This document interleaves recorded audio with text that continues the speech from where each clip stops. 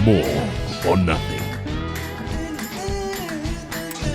Well, let's move on now to what was a very exciting match over in Cardiff, Wales versus Ireland. The Welsh Dragon rising from the ashes that have been this horrible run that they've been on. And, putting in potentially the best performance that Wales have had in a very, very long time, boys. Agreed. It was strong. We called it. We called it, Max. No, right. You actually called it. You called it very well. I have to give that to you. Your crystal ball had severe HD clarity. Fantastic. I just hope it. And we all thought it was the ramblings of a madman. I don't know. I think a lot of people must have looked at that and gone, it's not just a flash in the pan. That's all we want to make sure. They were. Oh, it was so good, wasn't it? Like, that's like the success story of the Six Nations. Like, I genuinely. That's what you wanted to see. You wanted to see Wales come back and actually do something after everything that's gone on recently. And it is sad to see Welsh rugby where it was. But how crazy is it this is how mental the game of rugby is? Like, and I'm not saying mental as in it's crazy. Like, it's up the top 2 inches, isn't it, Max, for some of it? Mate, especially at this level.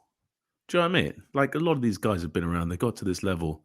So, like, I think if a team's psychologically down, like probably that Warren Gatland side was, it's a very difficult place to get out of, especially when the head man's kind of potentially the reason for that. And then someone else comes in with a new take, fresh impressions, and suddenly, and then obviously he's changed his selection policy, like Will Griff-John. Oh my God, what a game. What a game. Put Andrew Porter in a pickle. Max Llewellyn was like big boy, big threat at 13. Ellis Mee, he was outstanding on the edge, the young winger. But we said that, didn't we, about like bringing Adam Jones in and sort of throwing him and him going, putting his stamp on it. You go, no, we're going to pick 2 scrummagers that will go after it. And they scrum so well. Absolutely. And a back line of 9, 10, 12, 13 that knew each other well, know the brand of rugby that, oh God, my brain's gone dead, Sherratt plays. Suddenly you go, yeah, well, why did Gatland not do this? Why has he not been doing this? And then it's obviously the boost of the players going, right, okay, we're going to do this now. We're going to pull this one out of the bag. And suddenly there's new energy because they're 2 or 3 training sessions is all the chat, isn't it? That you can't change it in that. So it shows that people talking about Welsh rugby saying, oh, they've got no power. They haven't got this. They haven't got the players. Of course they've got the players. Of course they've got the power. It's just getting it out of them. And yeah, I was happy to see it until afterwards when you sit back and you go, holy shit, they come into Murrayfield in 2 weeks' time. Oh no. And who would have thought it? At the beginning of the Six Nations, like after that first game, you're looking at them losing and losing badly and going, oh no. I did not foresee this. I thought if it was Ryan from 4 or 5 weeks ago, Scotland have just won, and they are en route still for a Grand Slam. What an idiot! What an idiot! You It is such an idiot. You loser. Good. So yeah, there we are, Max. But yeah, they did. It was good to see, wasn't it, Max? It was good to see. Did Ireland have a bit of an off day? Do you think? I think that Ringrose red card was potentially it hampered them significantly, but I think Ireland showed cool heads and still got it done. You know what I mean? Obviously, Wales went ahead, but that's sort of the Irish dominant. Bundy Arkey coming on was massive, huge. He was a dog when he was came an on. Absolute dog. He had my, like snot and all, blood, the pain. You see him Beckham just like bleeding everywhere. And what do you think about the whole red card situation? Because it was obviously sent as a yellow, bunkered, and then came back as a red. But then they were able to bring someone on later. Are you happy with that? Are we happy with that ruling? I feel weird because like if you're Wales, we wanted it. We wanted it. I feel now weird. You're like, is that good? I don't know. Yeah, I know. I'm exactly the it's same. It's good, right? I'm like we was championing this all the time, weren't we? And suddenly. Is it just because it was that game and we were like, but Wales might have if The thing about red cards, right, is I know where you're looking to like create safety in the game, and I respect that. But does it somewhat hamper the product if you're taking off like big time players for like vast swathes of the game? Like if you look at a game like the NFL, if people do illegal tackles in that, it's just a penalty and an offside. Do you know what I mean? Even if they're dangerous. Hold on, is Max Leaf Right. I mean, that's right quite now saying that Is he that doesn't even is think that we is should have that red really cards? rogue? I'm just like, sometimes I'm just like, are we a bit dinosaur-y here? Or is that the culture of rugby and that's important and it's integral? Hold on, you telling me because I don't really watch NFL. Are you telling me you can't get a red card in American football? Yeah, you can't. No, yeah. Unless you do like something complete, like you can get Like you can get kick kicked someone out, in the yeah, face or punch something someone. stupid. Yeah, but if I go helmet on helmet with you, it's just a penalty. Yeah. What if you late hit the quarterback but into his knees and break his leg? If someone's aiming to like dislocate the bloke's ACL and just amputate the bloke, then I think it's a bit different. Well, hey, again, let us know in the comments. Do you think we should just have no red card? I know it's not probably like, the most mental thing. I'm with just you. have a bunch of nutters running being around. whimsical. I'm just hypothetically ranting. Yeah, I get where you're going. I love your rant. I'm a proponent, but I'm also like Gary Ringrose there, right? Gary Ringrose we all know he's a banger. That's what he does. So to make those changes when he's running out the line like that and trying to man and ball people on the blitz is very difficult. It's just interesting. I don't know. It's just like a lot of these things happen in milliseconds. It's not like you can always, and I think we've had so many debates about these things before. There's just an infinite variation of scenarios that can occur in a game, and the carry doesn't have to change his behavior so much to carry the ball, but it's all on the tackler anyway. We've been down this road many times. But yes, Ireland, back to the original question. Ireland showed they're cool and got it done despite a spirited Welsh revival. And I think it was Sheehan, I can't remember who, lifting up there. Obviously won the Triple Crown. Someone's giving the old shirt lift. Have you seen that in the celebrations? You don't need that, do you? I mean, if it was Max Leaf, you'd be like, boys, when I lift this, lift up my shirt. But for someone like, yeah, but for someone, the Xander Fakersons of the world, that's not what you wanted. You're not needing that. Gosh, you just totally sandbags on the face for no reason. Wasn't vintage Ireland, but the best teams win when they're not at their best. So, ultimately, while Wales actually bizarrely, I don't know if you guys saw, but Wales dominated all the stats. Possession, territory, balls played, carries, meters carried, tackle breaks, line breaks, total passes, offloads, rucks and mauls won. They dominated all of those. Dominant tackles, turnover tackles. Well, that's fair play. And again, if we're talking stat corner, it was the exact same in the Scotland game. Scotland had every single stat except the only one that mattered at the end of the day. But I think some people, hopefully, are mildly interested by the fact that Wales really put on a heck of a performance.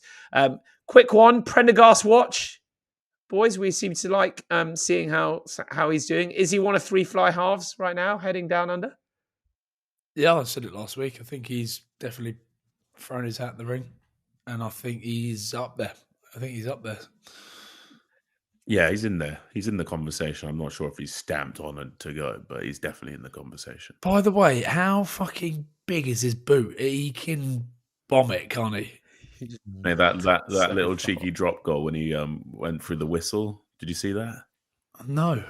He was just messing around. So when the whistle went, he was pretending to go on with the line break, and he's just done he's running into the middle of the sticks and just daintily kicks it through straight off off a little drop kick, very unorthodox. It was just very swaggy. I was like, this. Yeah, he's got some boot on him. Yeah, he's got a very deep hat of tricks. But yeah, Ireland, they know how to get it done, don't they? They know how to get it done, and when they needed to, they pulled away a little bit. And yeah, you okay, Mark? You a little bit upset? Oh no, genuinely not. Watching that, I was like, because in my mind, we're either taking. Yeah, seriously. I mean, the only worry is is that the blueprint for how Wales could go forward now? Is it just a one-off performance? Well, I think that's it. I genuinely, I think it's put like, I reckon there's a lot of Welsh fans out there that went home, even though they lost. It's like the most positive they've ever been. They're like, oh, this is just amazing. Thank God. So I don't think we'll it's see if one-off. it continues. No, I don't think it is. No, I don't think it's a one-off. No. But okay, so there's Matt Sherratt, because he's going back to Cardiff after his. Yeah, I saw something. Does he stay? If he gets a win against Scotland or England, which let's face it, there's a bloody good possibility, right? Does he stay as the head coach? I think he should. It's happened before, hasn't it? Hasn't it? Yeah. But clearly, the Welsh Rugby Union now is sounding out every other. Do you know what I mean? That he probably thinks that everybody else is being interviewed for the job. Yeah, I saw it being linked with Michael Checker. Yeah, and we said that, there's a few other people, and obviously Franco and everything like that. But yeah, that'll be interesting, particularly as he's clearly got the players playing for him. But it's funny when you said, "Are you okay, Mark?" Because a lot of people in the comments, all of our Irish fans who we love to bits, they hate me, hammering you, Ryan. What? Oh yeah, they're like, you literally are watching this guy having a stroke whilst he is having. When I ask you to say something nice about Ireland, it's absolutely brilliant. Everybody's like, Wilson can't say a good thing. Then there's always like 11 in a row. Hold on, this is because I said last week, what would Ireland be without Gibson Park? Nothing. Yeah.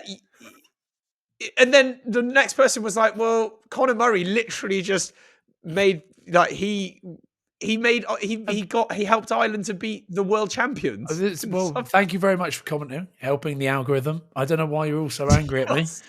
It's fine. Listen, I'm just throwing stuff out there, just having a conversation, just throwing a few things out there to find out whether Ireland would still be as good if it wasn't for Jameson Gibson Park. You know what? You're going to start Positive Corner, and if you smell any burnt toast, do let us know.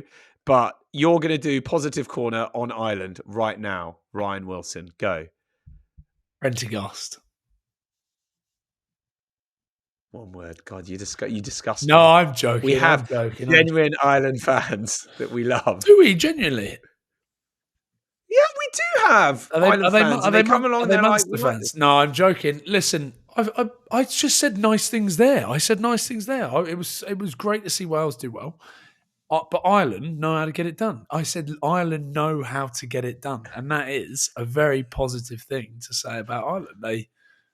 They just, when they need to switch on. Bundy Aki was fantastic when he came on, changed the game, got them back in, got a foothold in the game, and when they really wanted to turn it back on, they like a kick, they get down there, they have a little line break, and they just know how to finish it off. So, yeah, I don't think anyone else saw anything but that. I was actually doing my hospitality work for the England-Scotland game when it was on, but I kept flicking over thinking, shit, hold on a minute, Wales are going to do this. But, yeah, Positive Corner. Ireland know how to get it done. Prendergast, fantastic. Max, give us your words of wisdom. Positive Corner for Welsh. Wales. Well, that's easy. Sorry, Ryan. You've just spoken. Please let Max have his go. I think they've just shown what they can do against probably the barometer of the sort of the best home nation in Ireland. Potentially, we'll find out soon if they're the best Northern Hemisphere team. And they ran them very close. So, mate, the future's bright for Welsh rugby, and it was being lamented left, right, and rhubarb by every pundit going. And look how quickly it's changed. just to cap it off, Ellis Mead's try, wasn't it a try right at the end that would have potentially made it, you know, with the kick, Wales leading? Friend of the show thought it was. Did you see Louis Rees-Zammit? He was in the crowd watching. Yeah. And he couldn't believe it. The way I looked at it with Barnsley, me and bloody Barnsley, we reckoned it was a try. We were looking at it thinking it was a try, but did they say it went down before the try line and then never actually it got knocked on over? But yeah, this is it. you still had control. There was no separation. It looked.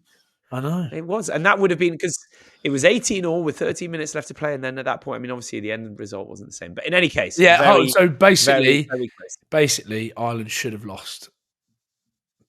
Positive corner. Good. There it is. Well done, Ryan. Well done, Ryan.